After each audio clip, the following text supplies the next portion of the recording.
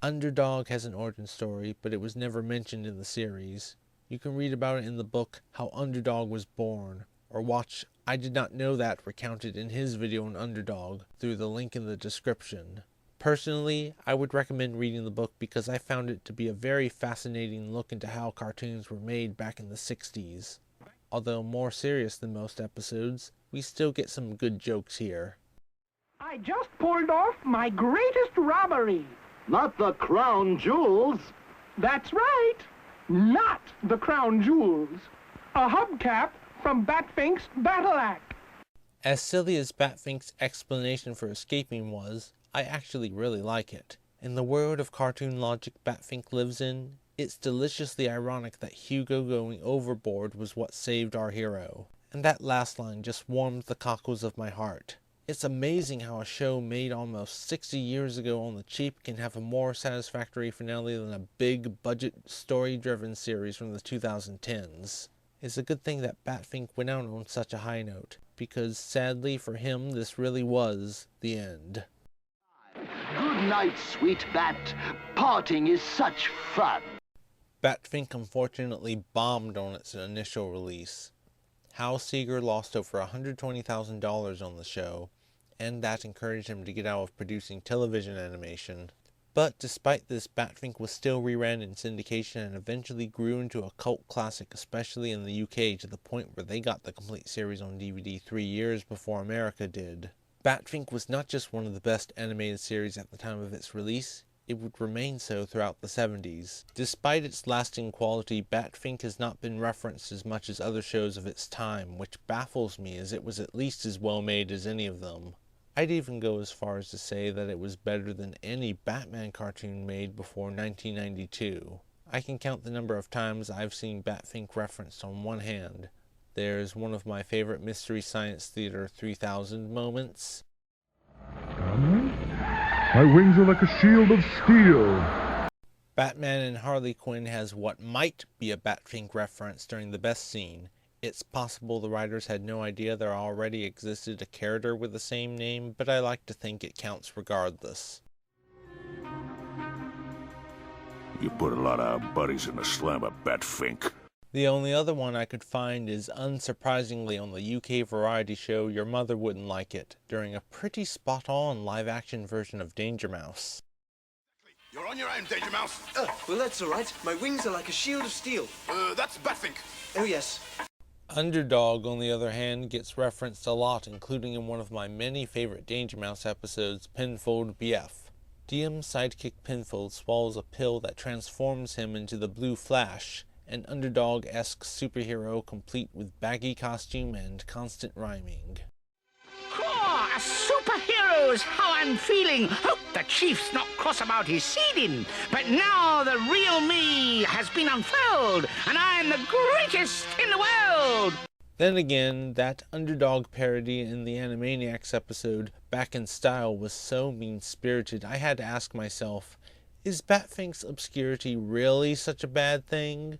I'm serious. These parodies of 60s cartoons were so bad that it made me realize that Batfink staying out of the spotlight saved him from a plutonium bullet. Oh, all right. Your solid plutonium bullets from outer space can harm me, even though ordinarily my wings are like a shield of steel. Also helping the case for Batfink staying obscure is the live-action Underdog movie, which is basically an in-name-only adaptation. The only things they got right were casting Peter Dinklage as Simon Bar Sinister and Patrick Warburton as Cad Lackey, the latter of whom was actually much better than the original version. If they ever reboot Underdog, it would be awesome if they could get him to voice Cad again. You and your boss will never get away with this. He's not my boss. We're partners. Then why are you doing this? Because my partner said he might fire me if I don't. Personally though, out of all 60s cartoons, I believe Batfink deserves a reboot the most. And when I say reboot, I mean a sequel series where the original stories are all canon. There is so much untapped potential here. You can expand the episode lengths by giving the characters time by themselves. What if while waiting for his beep to report back, Batfink and Karate were shown going about their everyday lives? What if we had the returning villains flash back to their origin stories to see how they got to be who they are today? What if Escapo had a story arc where he goes around trying to get other villains to reform and would aid Batfink with the ones he could convince to change? What if to deal with different threats, Batfink had a variety of different wings to pull out, like say silver wings for a werewolf? And what if the villains teamed up? You could have Daniel Boom and Napoleon Bonaparte bond over their love of explosives. Gypsy James and Sabubu could team up to steal some magical artifacts. Judy Jitsu could date Spider Splitter in a joint effort to destroy Karate, only for her to reveal that she was playing with him as well. Or you could even just do a team up between two random villains, like say Sporty Morty and Old King Cruel, with the joke being them wondering why they are working together. Any of the villains teaming up with Hugo Go-Go would be worth a shot, and of course brand new villains would be welcome. I actually came up with some punny villains in the style of Batfink, and I'm not the only one. There's a fan-made wiki with fake character ideas as well as episodes, and the titles are awesome. I came up with Sneaking Beauty instead of Swiping Beauty, but Little Red Riding Hood? That wouldn't be far behind Napoleon Bonaparte in the ranking of best Batfink villain names. But regardless of whether or not Batfink ever makes a comeback, we'll always have the original series for what it's worth, and to me it is worth a lot. It's a really fun show that embraced its cheap limitations and somehow became more than the sum of its parts. I would say that I might be letting nostalgia blind me, but the fact is I could not remember most of the series, so the vast majority of the episodes were new to me when I watched it on DVD, and I like to think that I'm pretty unbiased towards episodes I don't remember. Even if I had never seen Batfink before, I know that I would have liked it for some of the moments that I discussed. It is a delightfully campy series with a good sense of self-awareness and even a surprising amount of heart at times. Plus, deep down, my inner child still feels excitement as Batfink triumphs over evil. If Batfink managed to leave this much of an impact on me during the 90s, imagine how much more it would have been had I been around earlier when it first came out. Sometimes I used to wish that I was born in the late 70s instead, so that I could have experienced 80s cartoons in their heyday, as that is easily my favorite pre-90s decade of animation, but after thinking about all of the really great 90s series I most likely would not have paid attention to, I realized that I was born at the right time. If I had been born 10 years earlier, I wouldn't have known the joy of seeing Sonic SatAM sort of live on as a comic book. I would have never collected Mighty Max toys, so even if I watched the series, I would have never experienced the excitement of seeing many of the toys that I had for it brought to life. And it's very possible I wouldn't appreciate Batfink the way I do now. Watching an entire show of 5 shorts might not have seemed as special as waiting to see one at a time. It's even possible that I never would have seen it at all, and that would be a great shame as it needs all the love it can get. It's one thing to say something was one of the best shows at the time of its release or even for a decade, but when it can hold its own against series that came out more than 20 years later, you know it's truly something special. Every series has its fans, and if characters I never liked such as Jabberjaw can keep coming back, there is hope that Batfink will eventually make his triumphant return. I've talked to people younger than I am who remember Batfink fondly thanks to Boomerang, so there are still new fans being made. For me at least, this will always be a special series, and perhaps it's better to leave it alone rather than tarnish its legacy, but I will always be open to a Batfink revival.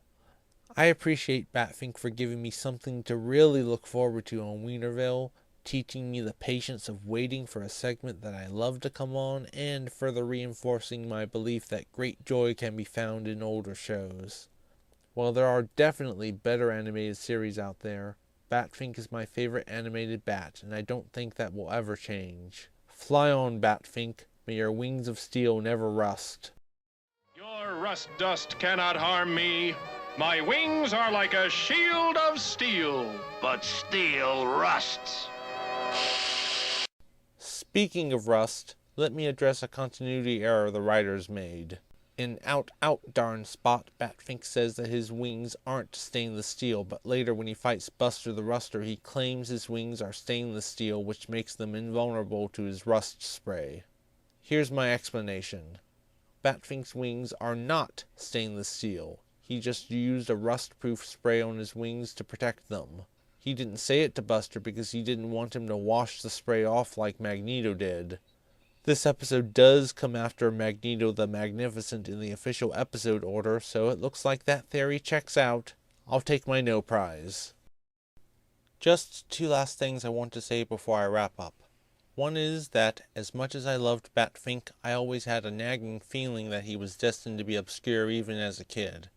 I felt that the closest I would ever get to a Batfink action figure was Wingnut from the toy line for Teenage Mutant Ninja Turtles, a heroic alien bat who was born with deformed wings that didn't grow with him, so he has to fly by wearing metal wings on his back. When I played Aero the Acrobat, I thought that would be the closest I would get to a Batfink video game, which was truer than I thought, for it turns out that Batfink is canonically an acrobat. I hope that this video will help bring more attention to the series. Maybe someday Batfink will even be popular enough to have his own action figure and video game. The other is, thank you Hal Seeger for creating a great character who was always able to stand out amongst other cartoons even decades after he was made.